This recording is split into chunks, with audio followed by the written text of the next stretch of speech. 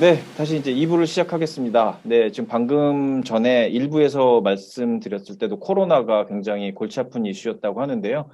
올해 상황에서 코로나 얘기를 하지 않고 나갈 수가 없겠죠. 그리고 아마 저 선생님들 세 분 다 평생 잊지 못할 이게 뭐 좋은 추억이 될지 나쁜 추억이 될지는 좀 봐야 되는데 일단은 지금 다 건강한 모습으로 계시니 뭐 별로 큰 문제는 아닐 것 같은데요. 코로나에 대해서 한번 여쭤보도록 하겠습니다. 네, 일단은 이번에는 미국 동부에 계신 김원석 연구원님께 먼저 질문을 드릴게요. 처음에 현지에 가셨을 때 어떠셨는지, 뭐 그다음에 그 코로나 중간에서 겪으면서 어떤 일이 있었는지 좀 편안하게 말씀 좀 부탁드릴게요. 네. 저도 항상 그 미국 갔다고 하면 주위에서 하필이면 가자마자 코로나 터져서 잘 지내냐고 항상 걱정들 많이 해주셨는데요. 특히 그 코로나 초반에는 막 집 밖에 나가지도 못하고 산책도 못하고 다들 패닉이었던 것 같아요. 그래서 마트 가도 막 휴지도 못 사고 막 냉동 레토르트 식품도 막 동이 나고 막 고기도 못 사고 이랬던 것 같은데 심지어 막 손 씻고 싶은데 막 비누나 세정제 구하기도 힘들었던 것 같아요. 그래서 또 걱정했던 부분 중에 하나가 이제 미국 사람들 같은 경우에 마스크를 착용하는 습관이 잘 돼 있지 않아서 저희처럼 이제 평상시에 쓰는 게 보편화돼 있지 않아서 저도 좀 걱정이 돼서 잘 밖에 안 나가고 그냥 집에만 있었던 걸로 기억합니다.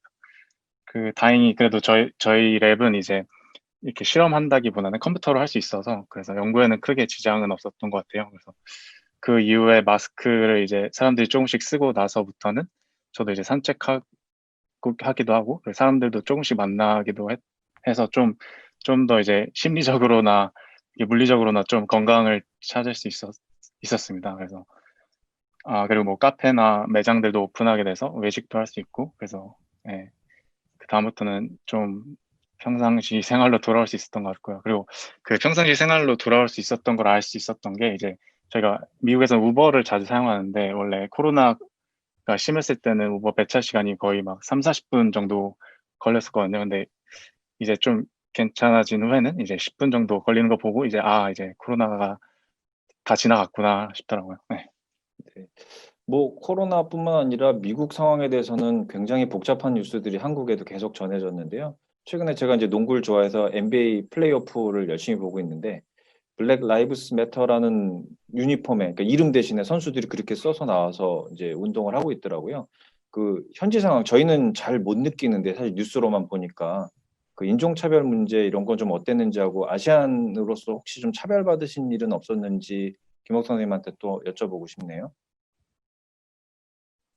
저 같은 경우에는 딱히 아시안이라서 차별받은 적은 기억은 많이 없었던 것 같아요. 그래서 오히려 그 한국 문화에 대해서 관심 갖는 외국인 분들도 많았고, 그러니까 현지인 분들도 많았고, 그래서 그런 이슈는 없었던 것 같아요. 네. 네. 민윤 선생님은 LA는 좀 어땠어요? 그 흑인 문제하고 코로나19 두 질문을 동시에 좀 드리고 싶은데요. 네, 그 네. 흑인 저희 그 블랙 라이브스 매터 하던 그 문제하고 인종차별 문제하고 코로나19 문제에 대해서 좀 언급 좀 부탁드리겠습니다. 네. 저희 LA 같은 경우에는 사실 흑인이나 히스패닉, 동양인 등 되게 다양한 인종들이 많이 섞인 도시라서 사실 다양한 인종들이 있는 만큼 그 이슈들에 대해서 되게 예민하게 반응을 하기도 하는데 그 예민하게 반응하는 거 외에 거기에 현지에 살고 있는 외국인들은 오히려 더 편하게 시선에 신경을 안 쓰고 더 편하게 다닐 수 있었던 것 같아요. 저희 같은 경우에도 학교 주변에 특히 학교 주변이라 그런지 교환학생들이 많아서 그렇게 뭐 차별이라고 느껴지는 문제들은 다행히 하나도 없었던 것 같고요. 그 블랙 라이브스 매터는 저희 학교 주변에서도 이렇게 그래피티 같은 걸로도 이렇게 많이 쓰여 있을 정도로 되게 크게, 그 중에서도 되게 크게 이슈가 됐던 문제였던 것 같아요. 네. 그래서 네. 인종차별은 그렇고요. 코로나 코로나. 상황은 LA는 조금 달랐나요? 어땠나요? 더 심했나요? 아니었나요? 사실 저희 서부도 동부랑 똑같았던 것 같습니다. 저희도 유행이 처음에 할 당시에는 다들 패닉이었던 것 같습니다. 마스크는 일단 네, 구매를 못할 정도로 돈이 많이 났었고, 이제 마트에서 휴지랑 물 같은 것도 이제 1인당 구매 개수 제한이 걸릴 정도로 되게 사재기가 많았던 걸로 기억을 해요. 그래서 저희도 특히 또 초반에는 마스크를 착용한 사람들이 길거리에 별로 없어가지고 집에 많이 이제 방콕을 했던 걸로 기억을 합니다. 이제 다행히 진짜 교내 시설에 대한 출입 제한은 또 빠르게 이루어져서 연구하는 데는 지장이 없었는데 이제 저 같은 경우에는 이제 코로나가 한참 유행할 당시에 한국으로 들어와야 했기 때문에 좀 어려움이 있었는데요. 이제 집 계약을 파기한다던가 아니면 전기랑 가스 등의 서비스 정지 등을 다 전화로 해야 했기 때문에 좀 어려움이 있었던 것 같아요. 전화하는 것 같은 경우에는 막 1시간 대기 정도가 걸릴 정도로 이제 모든 사람들이 다 같이 패닉이었던 것 같습니다. 네, 뭐 LA 지역은 또 최근에 산불까지도 나서 뭐 샌프란시스코 하늘이 아주 주황색으로 막 된 사진도 보고 해서 좀 충격적이었는데요. 그 민 선생님 거기 계시면서 그 산불이나 이런 것들은 어떻게 느끼셨는지도 좀 짧게 부탁드릴게요. 네. 제가 있을 당시에도 산불이 되게 크게 났었던 적이 있는데, 원래 예전에는 많이 안 났었는데, 이제 여름에 비가 오기 시작하면서 나무가 자라나서 탈 재료가 생겨가지고 갑자기 가을부터 불이 많이 난다고 들었습니다. 그래서 제가 있을 당시에도 되게 크게 났었던 적이 있는데, 그 다음날 하늘이 다 뿌옇게 돼가지고 되게 놀랐던 기억이 있습니다. 네, 하여튼 뭐 여러 가지 사건 속에서 미국에 두 분 계셨는데 다 그 위험한 상황을 뚫고 건강하게 계신 걸로 일단은 다행이라고 생각을 드리고요. 그 덴마크 좀 저 김하연 선생님께 여쭤볼게요. 뭐 워낙 복지가 잘 돼 있는 나라라서 코로나를 어떻게 극복하고 있는지 일단 궁금한데 미국과 달리 덴마크는 어떻게 코로나를 극복하고 있는지 좀 설명을 부탁드리겠습니다. 네, 어, 코로나는 정말 당시 유럽은 말 그대로 정말 팬데믹이었던 걸로 제가 기억을 합니다. 저도 지인들로부터 안전한지 잘 있는지 굉장히 연락을 많이 받았는데요. 유럽에서 코로나가 빠르게 확산된 데에는 먼저 EU의 영향이 있다고 제가 말씀을 드리고 싶어요.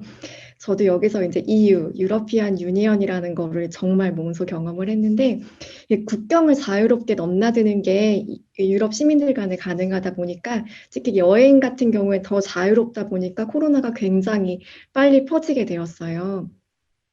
이탈리아에서 스키철이 한창 시작일 때부터 코로나가 시작이 되었는데 그 이후로 정말 기하급수적으로 유럽 각국으로 퍼지게 됐고요.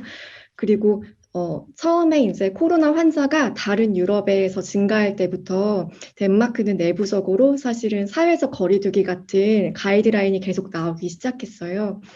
그런데 공식적으로 코로나 환자가 딱 100명쯤 됐을 때가 3월 10일이었던 걸로 제가 기억을 하는데 그날 여기 총리가 이렇게 성명을 통해서 국가 셧다운을 하겠다고 발표를 했고 그리고 국가가 정말 셧다운이 됐습니다. 뭐 관공서, 예를 들면 소방서나 경찰서, 그리고 병원, 그리고 마트, 대형마트를 빼놓고는 그냥 다 문을 닫아버렸어요.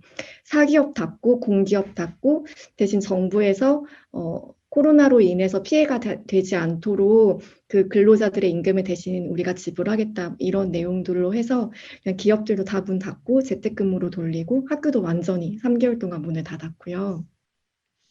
그런 초강경 대책을 쓴 덕분에 덴마크는 그래도 좀 빨리 코로나에서 회복이 될 수 있었던 걸로 제가 그렇게 확인을 했습니다.